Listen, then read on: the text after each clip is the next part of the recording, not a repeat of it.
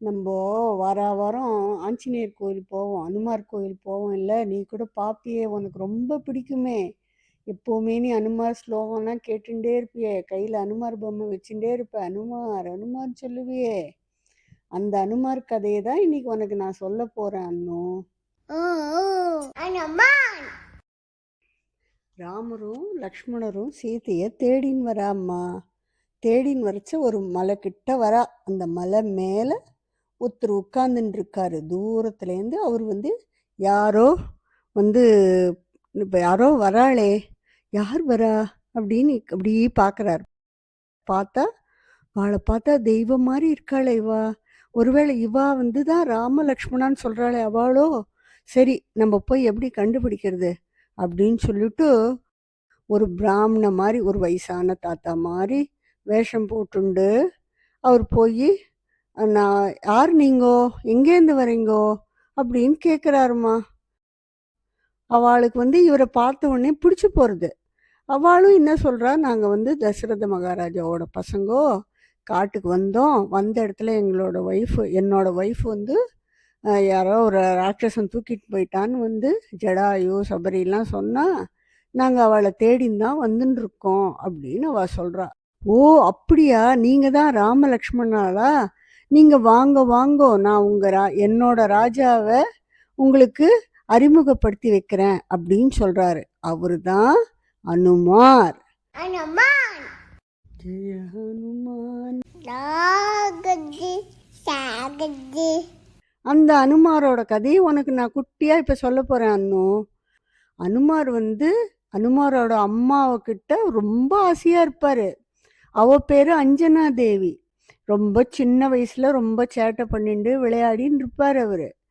ஒரு நாள் என்ன ஆகுது, இப்படி விளையாடின்னு இருக்குச்ச வானத்தில் சூரிய பகவான் பிரகாசமாக வந்துடுறாரு. அவரை பார்த்த உடனே இவருக்கு என்ன ஆயிடுறதுன்னா, ஏதோ ஆப்பிள் பழம் இருக்கு போல இருக்கு அப்படின்னு நினச்சிட்டு அதை போய் பிடிச்சி வாயில் போட்டுன்னுடுறாருமா.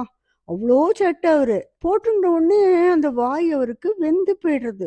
அப்போ அவ அம்மா ஐயோ என் பிள்ளைக்கு இப்படி ஆயிடுத்தே, யாருன்னா அவளுக்கு இது பண்ணுங்களேன், அவன் வாயெல்லாம் இப்படி வெந்து போயிடுத்தே, அவனுக்கு பலமே போயிடுத்தே, அவனுக்கு எல்லாரும் பலம் கொடுங்களேன் தெய்வங்களே அப்படின்னு எல்லா சுவாமியும் வேண்டிக்கிறாம்மா.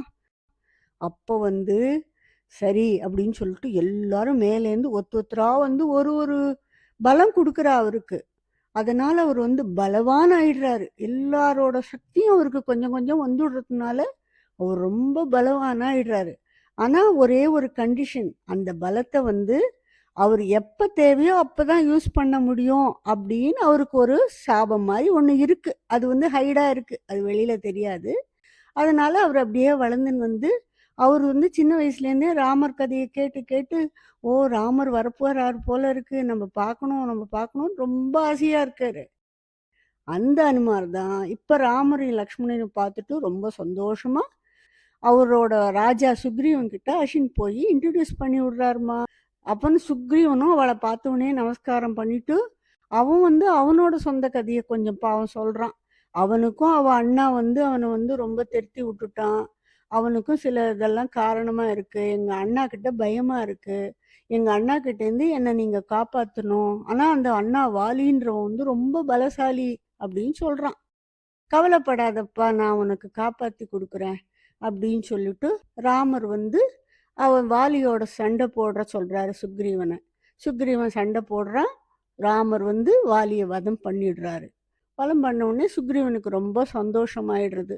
அவன் என்ன பண்றான், தன்னோட அந்த வானர சேனை, அதாவது குரங்கள்லாம் இருக்கு இல்லையா, அதனோட ஃபுல் எல்லாரையும் கூப்பிட்டு நாலா பக்கமும் போய் சீதையை தேடுறதுக்கு அனுப்புறான்.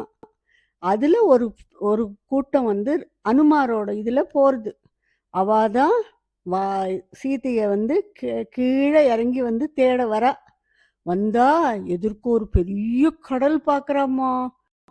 கடல் பார்த்தோன்னா, இந்த கடலை தாண்டி போய் தான் நம்ம தேடணும் போல இருக்கு அப்படின்னு சொல்லிட்டு பார்த்துட்டு இருக்குச்ச, எப்படி தாண்டுறது அப்படின்னு யோசனை பண்றாமா. இப்போ அவ கடலை தாண்டணும். அப்போ ஜாம்பவான்னு ஒரு கரடி, அவரு தான் வயசான கரடி, அவர் இவாளோட கூடவே இருக்காரு. அவர் அனுமாருக்கு ஞாபகப்படுத்துறாரு.